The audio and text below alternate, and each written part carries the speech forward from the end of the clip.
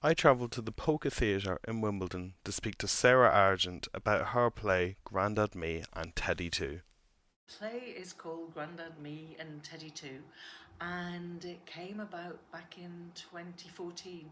We realised we wanted to make a play about grandparents and their special relationship with children. So we went to various nurseries and children's centres in Merton, and we asked them about their relationships with their grandparents. And what came up a lot was we keep in touch via Skype, as it was back then. And we thought, what an interesting idea for a play, that there's a little girl who has a relationship with her granddad on the internet, and then they meet in real life, and how does that change things? So it was very much rooted in children's experiences.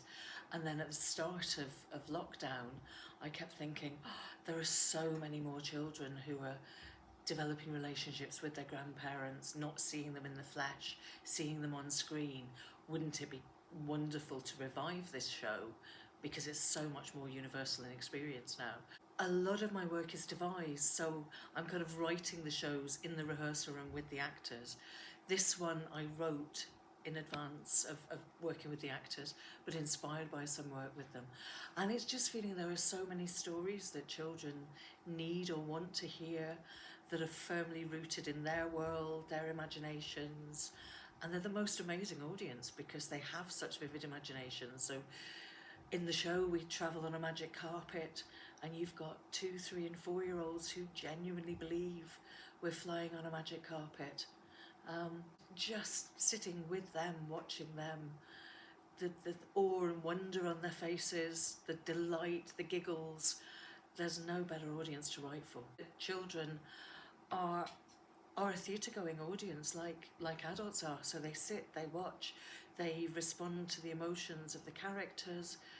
Um, so I think there's a lot of work for small children that is beautiful, but it's about a sensory experience or images. I like to write plays for small people. I kind of refer to the work as small plays for small people. So there are characters who meet, their meeting changes them, um, and resolves things for them in their lives and their experience of being human. So it's not that different to plays for grown-ups, but it's rooted in experiences that children can identify with.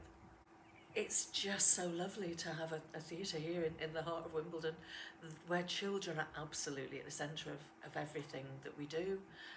Their parents are at the centre of everything we do.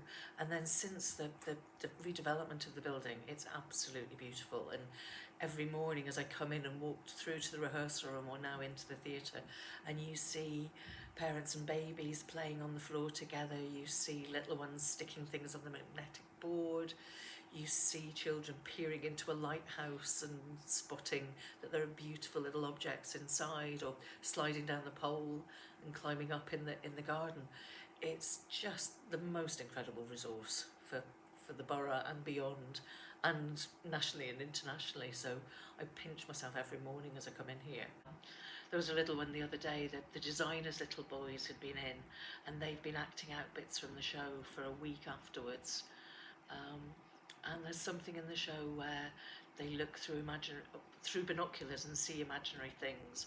And one of the designer's little boys said, "I can see the most beautiful thing in the world, my family," and that sums it up for us. That's what it's all about.